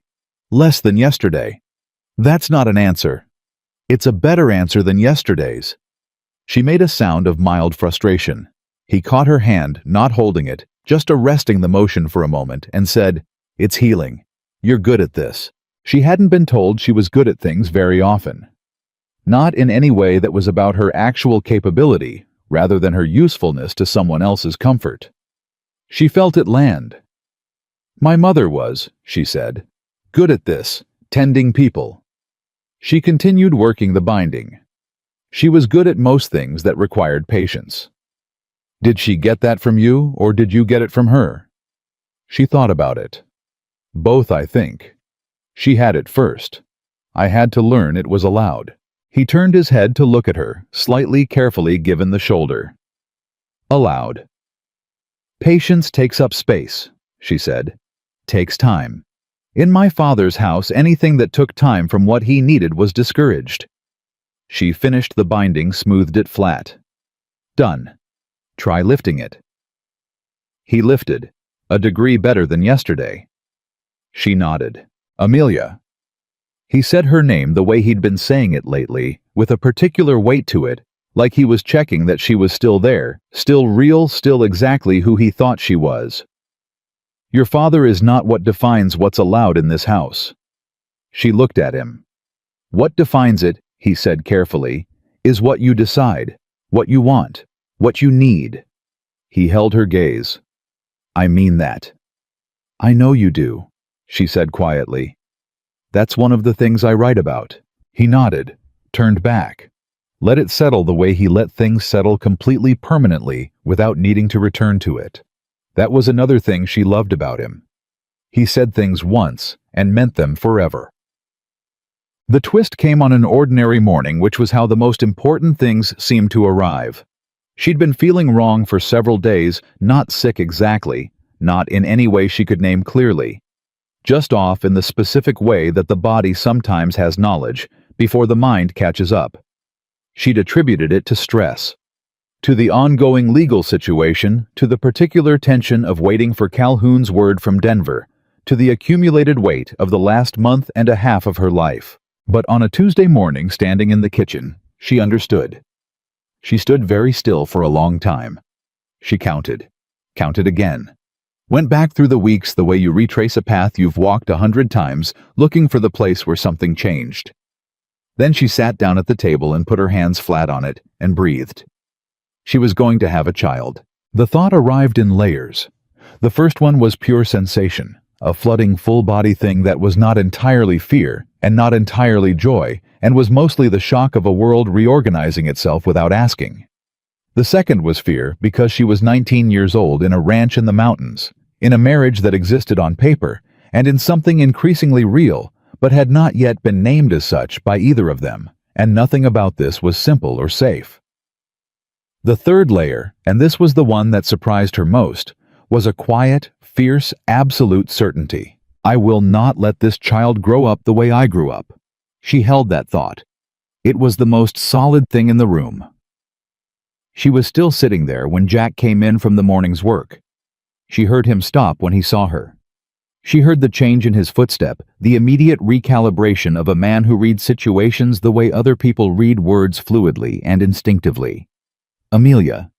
"Sit down," she said. He sat. She looked at him across the table. This man who had spent $1,000 to give her an exit, who had bolted her door the first night, and taught her the right grip, and laughed at Chester, and held her hand in a storm, and confessed with evident difficulty that he couldn't maintain his distance anymore, and she said, "I'm pregnant." The silence was total. Jack didn't move. His face did the thing it did when he was processing something large, went very still, the way water goes, still in the second before it moves. "How long?" he said. "I think about 6 weeks." He was quiet for another moment. She watched him. She had learned to trust his silences. They weren't avoidance, they were the real version of thinking, the kind that arrived at something true. "Are you all right?" he said. She had been prepared for many responses. That one hit her somewhere unguarded. "I don't know yet," she said honestly. I think so. I'm scared. I know. He looked at her. So am I. She blinked. She hadn't expected that either. I've never... He stopped. Tried again. I don't know how to be a father. I had a good one, so I know what one looks like. But knowing what something looks like and knowing how to be it are... He shook his head. Different, she said. Very. She looked at their hands on the table, not touching. Not yet. Jack, say what you're thinking. All of it. A long beat. I'm thinking, he said slowly, that 6 weeks ago I walked into a saloon and did something impulsive that I didn't fully think through. And every day since then, it has turned out to be the least impulsive thing I have ever done. He looked at her directly. I'm thinking that a child needs two parents who are honest with each other. And I'm thinking that we've been something for a while now that we haven't named yet, and maybe it's time to name it. Her heart was going fast. What would you call it? She said. I'd call it a marriage, he said. A real one, not what it's been on paper. He held her gaze without flinching, without retreating, without any of the careful management of distance that had been his whole manner when she'd first arrived. If that's what you want. She thought about the saloon, about her father's hand on her shoulder, steering her like property, about the man who had stepped forward from the back of a room and said, "The choice is yours. The only one in this room that matters." He was saying it again, in the same quiet, absolute way. Her choice. Only hers. Yes, she said. That's what I want. He reached across the table. She met him halfway. His hand covered hers, and she turned hers over and held it the way she'd held it in the storm, and this time neither of them pretended it was only comfort. We're going to need a bigger fence, she said. He looked at her. For when the child starts walking. The yard isn't the posts on the south side, are, Amelia. What? Can you let a moment be a moment? She pressed her lips together. I'm managing my anxiety through practical planning. I know you are. He squeezed her hand. So am I. The south fence is fine. I'll reinforce it in the spring. She laughed. It came out shaky at the edges, and she let it because she had stopped needing to perform steadiness all the time. Not with him. We're going to be all right, he said. Not a question. Not reassurance. A statement the way Jack made statements from the place where he'd already decided something and wouldn't be walked back from it. I know, she said, and she meant it. Margaret Holt received the news with the expression of a woman confirming a suspicion she'd held for some time. Well, she said. That's settled then. That's your response, Amelia said. What would you like me to say? Congratulations, congratulations. She reached across the counter and patted Amelia's hand briskly. You're healthy, you're young, and you're sensible. The child will be fine. She looked at Jack. You're going to be terrified for approximately 8 months. Only 8, he said. After that, you'll be too tired to be terrified. It evens out. She was already turning back to her papers. Now, while you're here, Calhoun sent word this morning. Both of them went still. Cross-folded, Margaret said, simply, without preamble, because she'd known them long enough to know they didn't need it. The forgery was enough. Combined with the original cattle scheme documentation that Calhoun's office already had on file, Cross's lawyers advised him to settle. Quietly. Quickly. She looked up. Western Ridge Holdings has withdrawn all claims. The countersuit is settled in your favor. The Eastern Ridge is yours clear and uncontested, and Cross has agreed to a financial penalty that will, among other things, cover the legal costs of this entire ordeal. The kitchen of the general store was very quiet. It's over, Amelia said. It's over. Margaret looked at her with something that was not quite tenderness, but lived in the same neighborhood. The land is yours, both of yours. Jack let out a breath. She felt it more than heard it, the specific release of a man who had been holding something very heavy for a very long time and has finally been told he can set it down. She reached over and found his hand without looking. He held on. "Margaret," he said after a moment. "What do we owe you?" She waved a hand. "You can fix the east wall of my store. It's been drafty for 2 winters, and every carpenter I hire does it wrong." She looked at him. "You won't do it wrong?" "No," he said. "I won't." "Good." She turned back to her work. "Go home. You have things to plan." They went home. The weeks that followed were the quietest and the fullest she had ever lived. Margaret was right. Jack was terrified in the specific way of a man who cannot fix a problem by working harder at a fence line, and is therefore at a loss for what to do with his hands. He expressed this terror through action, because that was the only language he'd ever had. For large internal states, he reinforced the south fence, then the north fence, then reinforced the south one again, because apparently that wasn't sufficient the first time. He restructured the root cellar so it was more accessible. He began without discussing it, converting the storage room at the end of the hall into something with better light. She watched all of this with her hands wrapped around her coffee cup, and a feeling in her chest that was too large and too warm for any word she'd grown up with. She let him build. "You don't have to do all of it right now," she told him one evening when he came in covered in sawdust from the room at the end of the hall. "I know. The baby isn't coming for 7 months. I know that too." She looked at him. "Then why?" "Because I want it ready." He set down his tools and looked at her with that directness she had learned was his truest form of intimacy, the full, unmanaged thing, no distance in it. "Because when something matters to me, I want it right. I want it ready before it's needed, not after." He paused. "I wasn't ready for you. I want to be ready for this." She set down her cup. "You were ready for me," she said. "You were the only one in that room who was." His face did the thing. The wall, simply absent. "Come here," he said. She crossed the kitchen, and he put both arms around her carefully, because the shoulder was still not entirely healed, and she knew it, even if he never admitted it, and she leaned into him and closed her eyes and felt the solid, certain reality of him all the way through. "We're going to be good at this," she said into his shoulder. "How do you know?" "Because we're already better at hard things than most people get to be. And this isn't a hard thing. This is a good thing." She tilted her head up to look at him. "The hard things made us ready for the good one." He looked at her for a moment. Then he kissed her. Not for the first time. That had been quieter, less certain a week ago in the near dark of the porch, when they'd finally simply stopped pretending that the distance between them was anything other than a choice they'd both been choosing not to make. But this time was different.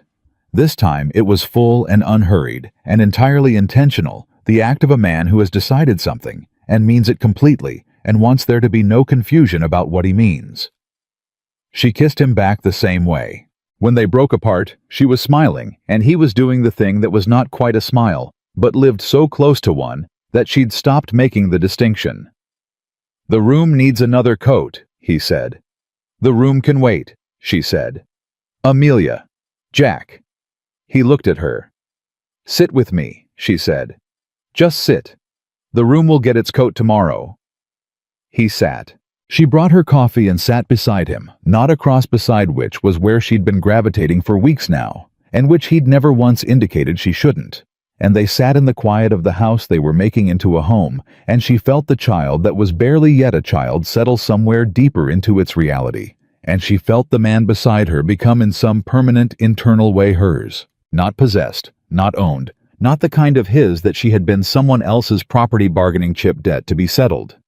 Simply the person she had chosen, who had chosen her back. The kind of his that meant something was shared rather than taken. She opened her journal.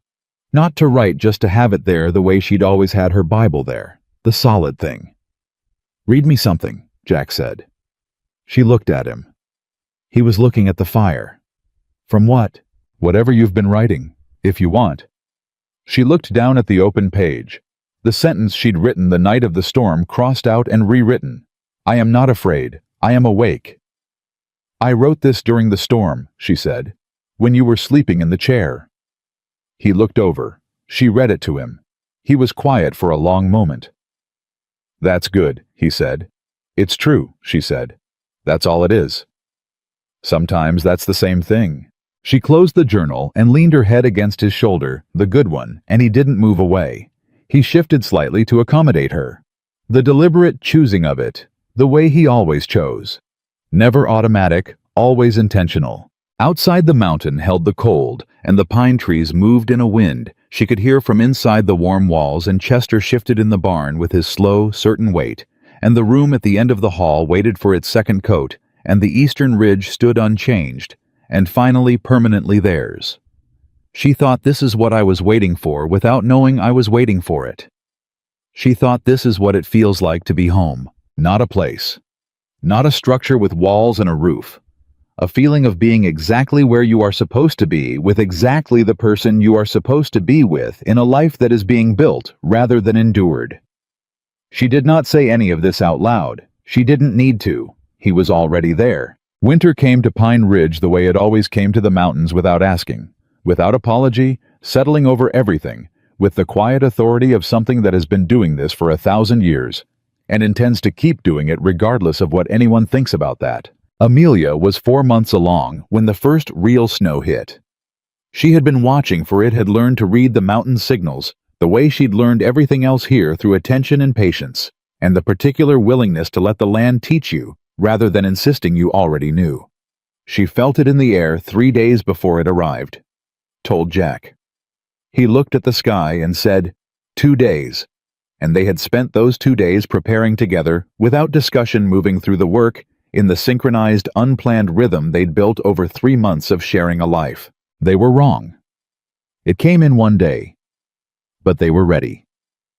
She stood at the window the morning it arrived, and watched it come down, and felt for the first time in her memory that a closed-in world was not a threatening one.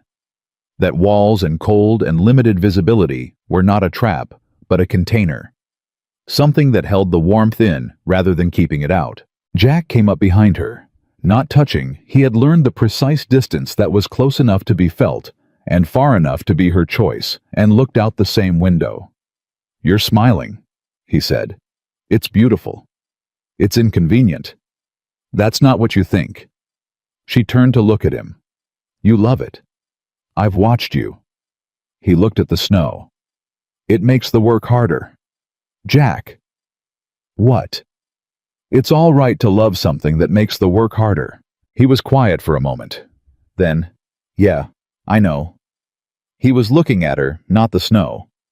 She turned back to the window so he wouldn't see her face, but she was still smiling, and she didn't try to stop. The pregnancy changed things. Not dramatically, not all at once, but in the accumulating way of real change, the kind that happens in small increments and only becomes visible when you look back at where you started and realize how far the distance is. She tired more easily. She hated admitting it, because she had spent months proving she was not fragile, and there was a specific internal resistance to anything that looked like fragility, even when it was simply biology doing what biology does. Jack noticed before she said anything. Of course he did. The man read her the way he read weather, and his response was so carefully calibrated that she didn't even have the opportunity to argue with it. He simply started being in the places where the heavy work was. Not replacing her, not treating her like something breakable, but present. Adjacent. Available. The way Chester was available in a storm. She understood what he was doing, and she let him do it.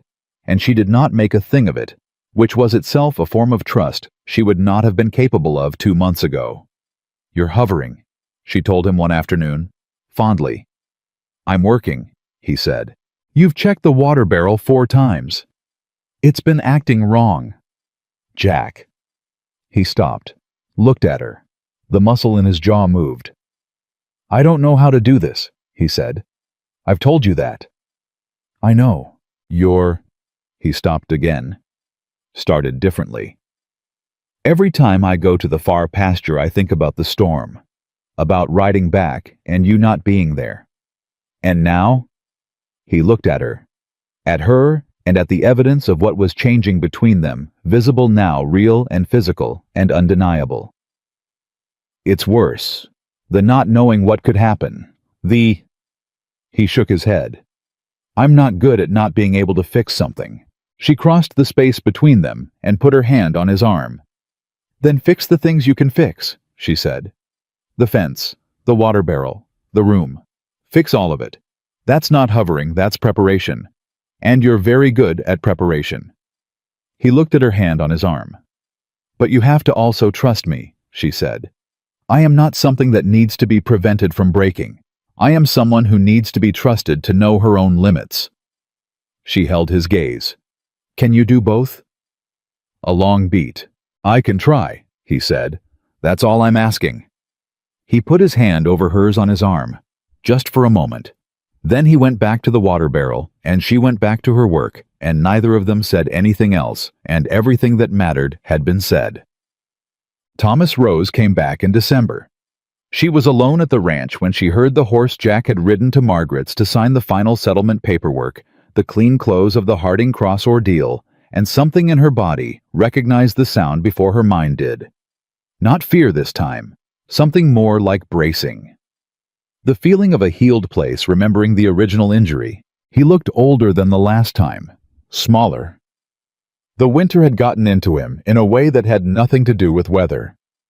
He stopped his horse at the gate. He did not come through it. She noticed. Amelia. His voice was different. The pulpit authority was gone from it. What remained was just a man's voice, and it was tired. She stood on the porch and looked at him across the gate and waited. I heard about the legal trouble, he said, and that it resolved. It did. And I heard. He stopped. His eyes moved to her, to what was visible now, and something moved across his face that she didn't try to read too hard. I heard you're expecting. Yes. The silence was long. He held his hat in his hands, turning it, which she'd never seen him do before. Her father had always had his hands too full of authority to do something as uncertain as fidget. I was wrong, he said. She did not respond. What I did in Ridgeback. I was wrong. I have... His voice broke, recovered. I've sat with it every night since. What I did to you, what I tried to... He couldn't finish it. I know there's no fixing it. I'm not asking you to fix it. I just needed you to know I know. She stood very still and felt the weight of it. This apology she had written in her journal 3 different times in 3 different imagined versions, none of which had looked like this. None of which had been this small and this genuine, this stripped of every self-protecting instinct. I know, she said finally. I can see that you know. That's not forgiveness, he said. No, she agreed. It's not. Not yet. She looked at him. But it's honest. And honesty is where things start. He looked at her for a long moment. Something in his face, something she had not seen there in years, possibly ever, was very close to hope. She'd be proud of you, he said. Your mother. She'd be... He stopped. She'd be very proud. Amelia pressed her lips together and breathed. I know, she said. For the second time, but differently. He put his hat back on. I won't trouble you again without an invitation, he said. But I wanted, if someday... He couldn't finish that either. I'll let you know, she said. When I'm ready. He nodded. He turned his horse. He rode away, and this time when she watched him go, the grief was cleaner. Not the grief of a daughter abandoned, the grief of a daughter who had survived and was standing in her own yard with a life she had built, and a child coming, and a man she loved who would be home by afternoon. She pressed her hand to her middle. Your grandfather, she said quietly, made a terrible mistake, but he knew it, and that's something. She paused. We'll figure out the rest. She went inside and made coffee, good coffee, her coffee, and waited for Jack to come home. He came home to find her at the table with her journal and 2 cups, and an expression he read instantly. What happened? He was out of his coat before she answered. She told him, all of it. He listened the way he listened completely without interrupting, without letting his reaction run ahead of the information. When she finished, he sat down and looked at his cup. "How do you feel?" he said. "Like something closed," she said. "Not finished, but closed. Like a door that was open, and letting the cold in finally got shut." She looked at him. "I didn't forgive him." "I know. But I might. Eventually, when I'm ready." "That's yours," he said. "Entirely yours. Don't let anyone, including me, tell you what pace that should move at." She looked at him across the table. "You'd be all right if someday he'd have to earn it," Jack said, flat but not hostile, honest. "From me too, but if he did," he paused, "a child should know where they come from. All of it, even the complicated parts." Something moved through his face. "I didn't have family past 17. I know what that absence weighs." She hadn't expected that. She felt it move through her, the specific love that comes not from someone being perfect, but from someone being real enough to say the true thing even when it costs them. "Jack," she said. "Yeah. I love you." She had not said it before. They had been building toward it, had been living in the vicinity of it, had been saying it in every way available to two people who don't yet have the word out, but she had not said it. Not like this. Not cleanly directly in the middle of a December afternoon, over coffee with the snow outside and the fire inside, and nothing dramatic requiring the declaration. He looked at her. The wall was entirely gone. She had never seen him look like this, open all the way down. Nothing held back, every careful layer of containment simply absent. It was the most vulnerable she had ever seen a human face. "I know," he said. She smiled. "That's not, I love you too." He said it like he was deciding it and announcing it in the same breath. Like a man making a final ruling on something he'd been deliberating for months. "I have for a while. I didn't know how to say it without making it too heavy. Without it being something that weighted you down instead of..." "Jack." "What?" "It doesn't weight me down." He looked at her. "Nothing you give me weights me down," she said. "That's how I know it's real." He reached across the table. She met him, their hands in the middle of the table, in the middle of the afternoon, in the middle of the life they were making. "We're going to be a family," he said. "We already are," she said. The baby arrived in the first week of April, when the snow was retreating up the mountain, and the creek had gone loud with runoff, and the world outside was doing the specific, loud, messy, unstoppable work of becoming spring. Margaret Holt delivered the child with the calm efficiency of a woman who had seen everything and was not given to theatrics. And Jack sat outside the bedroom door for 4 hours, in a state that could only be described as controlled terror. She could hear him from inside, the sound of his boots on the floor, the pause, the resumption, the particular quality of his stillness when the stillness came. She worked through what needed to be worked through. She was not easy about it. There was nothing easy about it, but she was present in it, the way she'd learned to be present in hard things, fully, and without retreat. And when Margaret placed the child in her arms, she felt the world reorganize itself into a shape she hadn't known to expect. A daughter. She had dark hair and Jack's way of looking at things already impossibly from the first moment, that steady considering gaze that didn't look away. "Go get him," Amelia said. Margaret went to the door. She heard Jack's voice, low and urgent. "Is she..." "Both fine," Margaret said. "Go." He came through the door and stopped. She'd thought about this moment in the abstract, had turned it over in her journal, had tried to imagine how he would look, what he would say. She had not been able to get it right, which was usually a sign that something was going to be better than the imagining. She was right. He stood in the doorway and looked at them, at her, at the child in her arms, and his face was completely undone. Not sad, not afraid.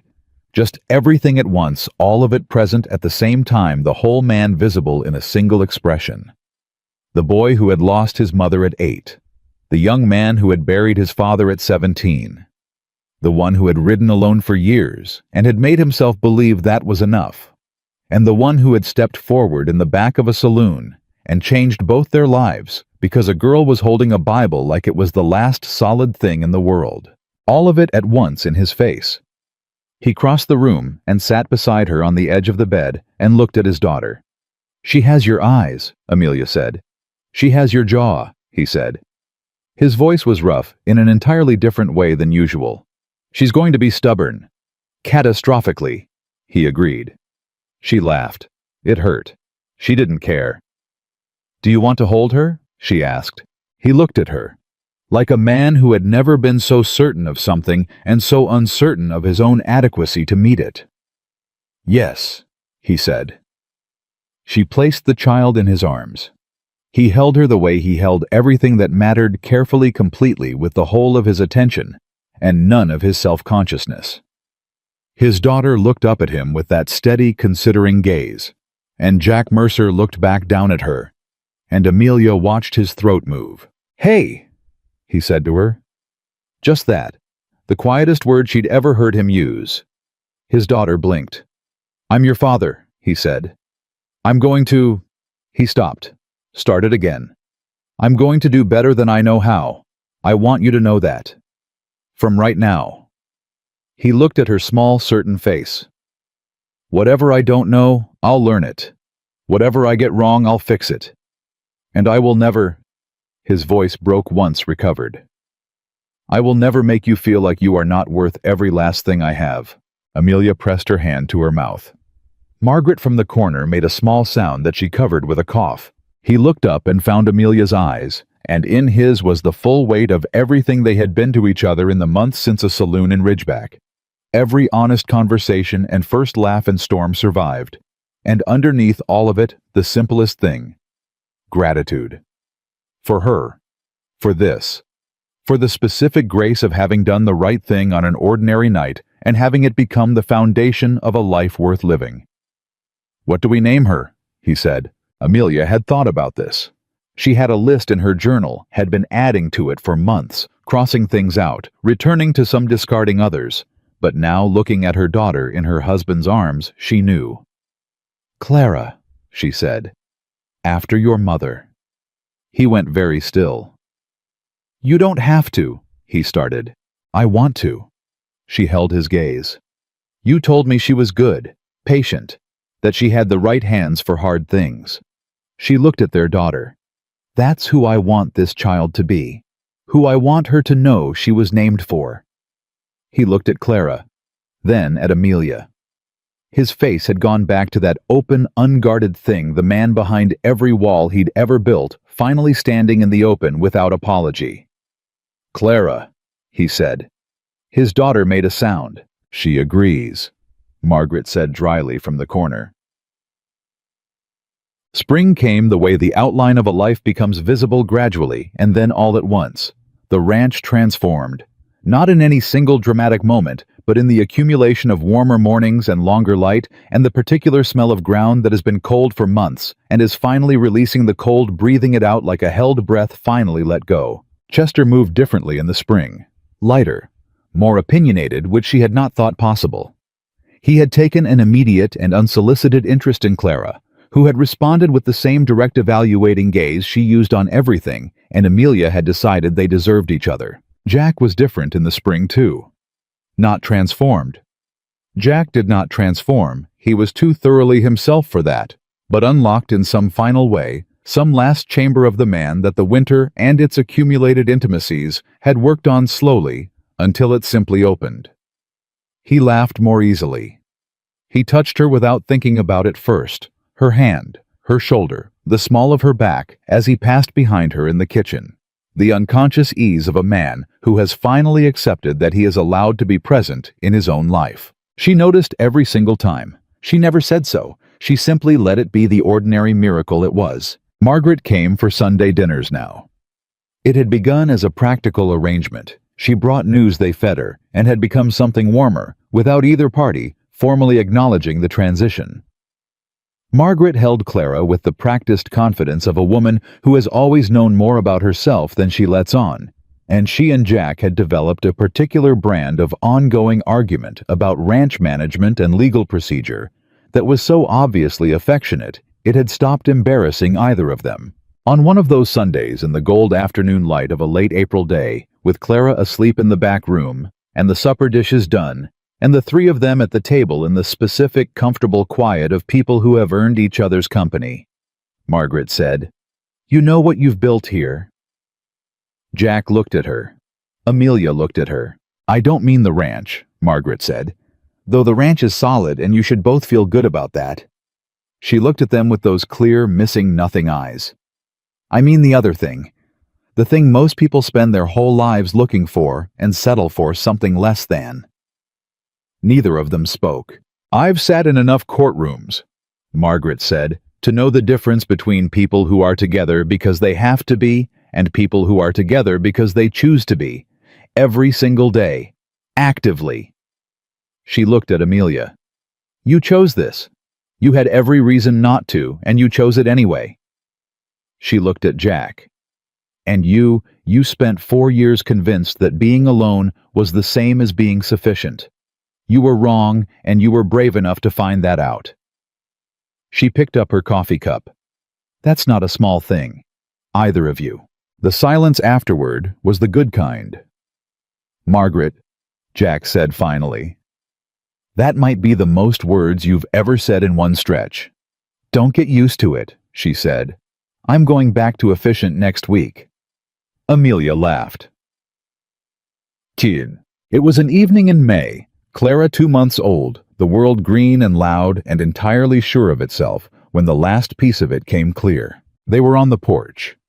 Clara between them, asleep in the small wooden thing Jack had built for exactly this, not a cradle, exactly more like a statement of intent in woodwork solid and smooth and made to last.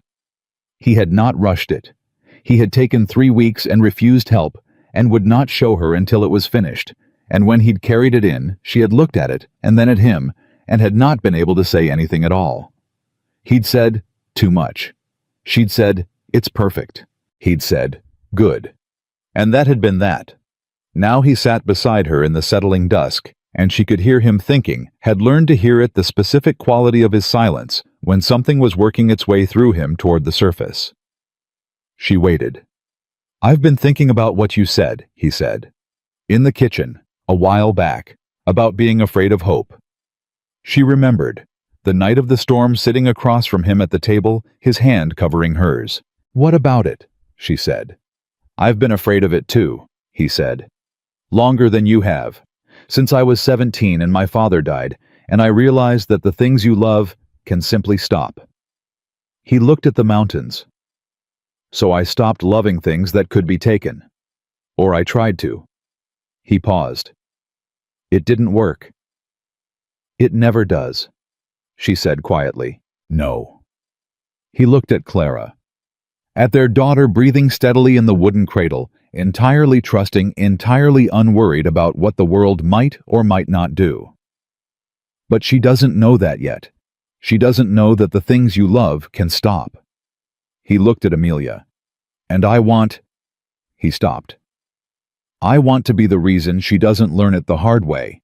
I want her to grow up believing that the people who are supposed to hold on, hold on." She felt it in her chest, deep and specific and irreversible. "We're going to be those people," she said. "I know." He said it the way he said things he'd decided from the bone outward. "That's what I've been sitting with. Not the fear anymore, just the knowing." She leaned her head against his shoulder.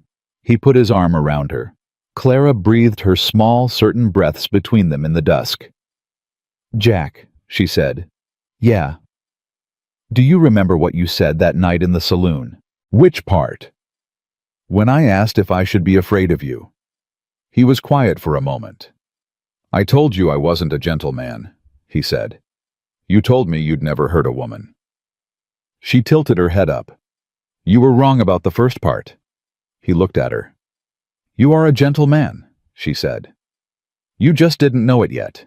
He held her gaze for a long moment.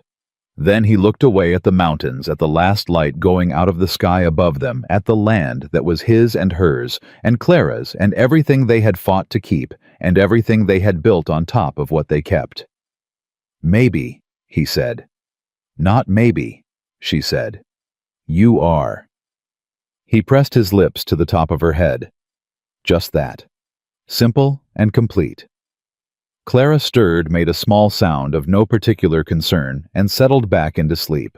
And Pine Ridge Ranch held them all three in the last of the spring light on the porch of a home that had been built from stubbornness and honesty, and the specific courage it takes to step forward in a dark room when every easier option is to stay back. Amelia had walked into a saloon as property. She had walked out as herself. She had arrived at this ranch with a Bible of brews, and 19 years of being told that what she wanted didn't matter. She was leaving nothing of that behind. She was carrying it, the way you carry the things that made you transformed by understanding into something that no longer had the power to diminish her. She was a wife by choice, her choice made freely, made daily, made again every morning. She woke up beside the man who had given her the choice in the first place. She was a mother by love, the kind of love that had no conditions and no ceiling, and would outlast every hard thing the world could bring to the gate of this ranch. And she was a woman who had learned in the hardest and most irreversible way that freedom is not the absence of difficulty. Freedom is knowing in the middle of difficulty that you are exactly where you chose to be. The mountains held the light a moment longer. Then the stars came out one by one, the way true things always come quietly, and then all at once, until the whole sky was full of them, and there was no more dark to speak of. They had saved each other. That was the whole of it, and it was enough.